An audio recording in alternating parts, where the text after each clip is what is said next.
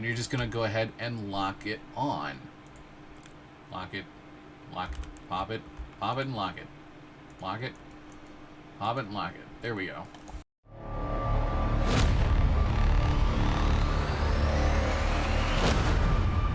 Well then, hello there. Hey folks, welcome back to Railroads Online. Today I am going to be showing you how to build a roundhouse using the new station shed mechanic. Hooray! So let's go ahead and jump right into it. So you're going to want to find an area where you want to put it. I recommend a big open flat area. If you're not sure where the best flat location is going to be, you can use one of our new tools here, but this basically allows you to place this down and then place it down somewhere else and see if there's a grade change. To delete those, you're going to have to go in and set yourself up with the props deletion tool to be able to get rid of those. We're not going to worry about that today because we've got a nice big open flat spot here. So you can actually build a pretty decent sized roundhouse using the new station shed. So we're just going to go ahead and jump right in. We're coming over here to Engine Shed in the Facilities menu. And one thing that I recommend is deciding where your inbound track is going to be if you're planning to do a really large engine shed. So in the case of our example here, I'll be starting probably about here-ish. Now, if you can get someone to help you do this, this is going to help a lot. Mostly you just need someone to help you visually line things up front to back. As once you've placed your first engine shed, you're going to then use a turntable, specifically turntable 3. You can use turntable 2, but I recommend turntable 3.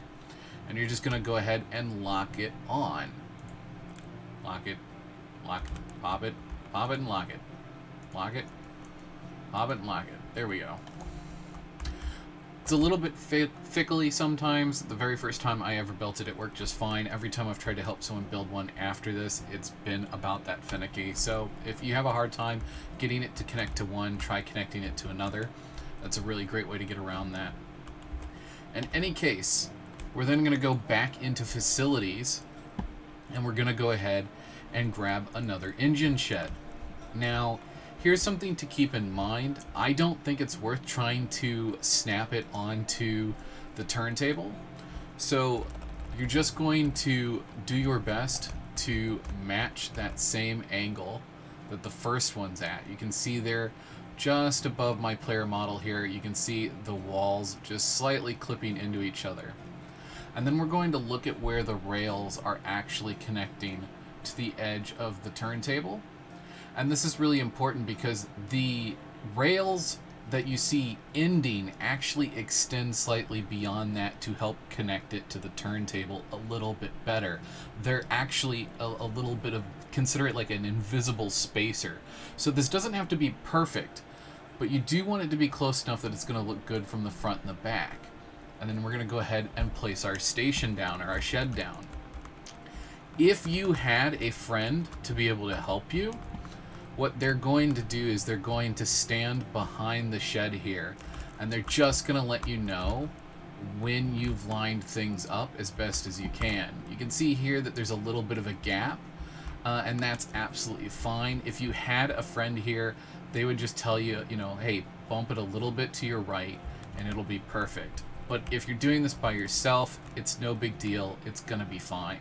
Now, something to keep in mind, if you go all the way around, you will have enough space on this side over here. You will have enough space for 2 tracks, one right next to the station shed and right next to the other side of the station shed. Because remember, it's if you're going full 360. However, you could take the time and put an extra track in here so that you have a passing track from one side out to the other. But just like before, we're just going to go ahead and take our Facilities, our engine shed, and we're going to put down another one, lining it up as best as we can. You don't want to rush this, because remember, you're probably not going to be able to pick this up and do it again unless you redo the whole thing. So you're going to want to try and get this as close as you can the first time.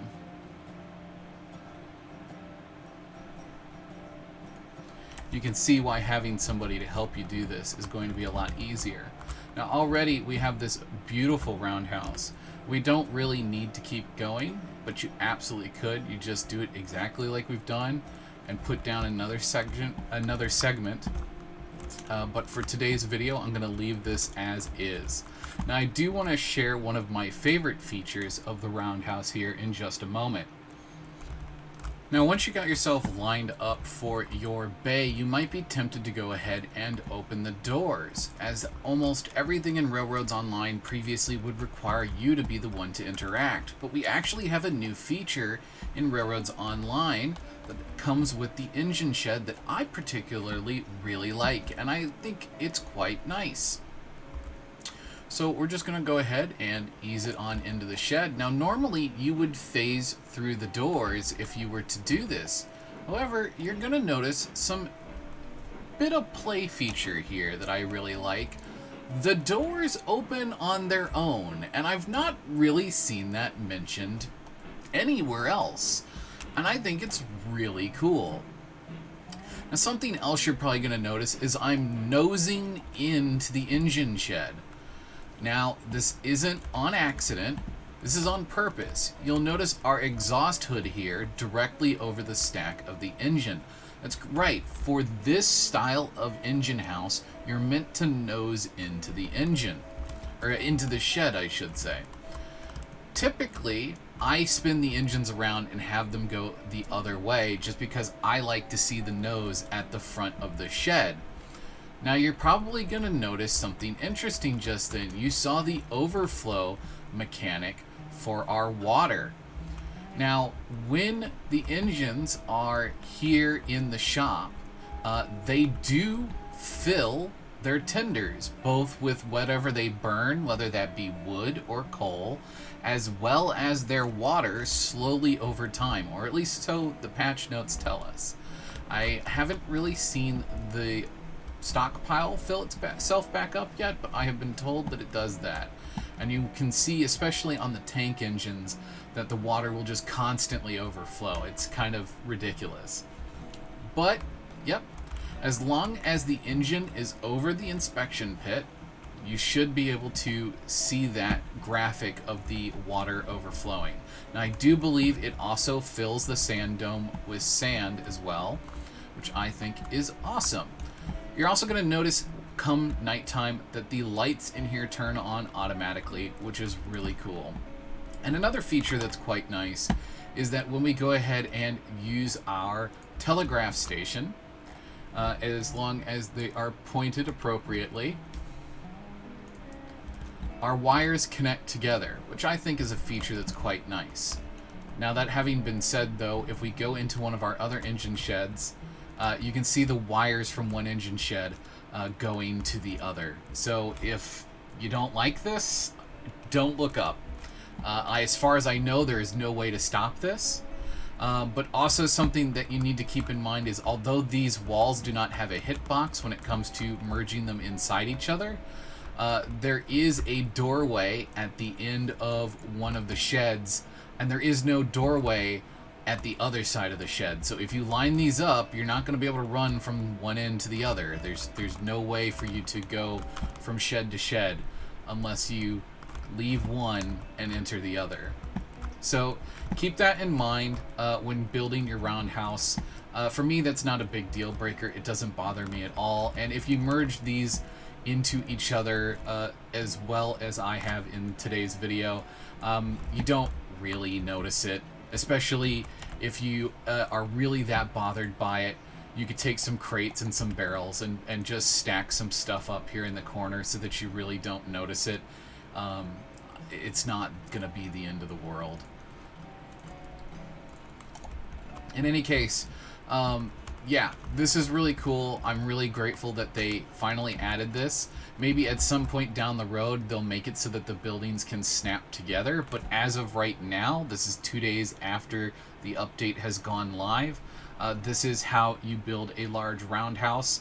and there is no issue with connecting the rails up and actually getting from one side to the other. Now, that having been said, if you have someone to help you, you can actually line these up perfect. You can line this turntable up, and then when you put these down, these will line up. You should be able to ride the engine from one side of the shed all the way to the other.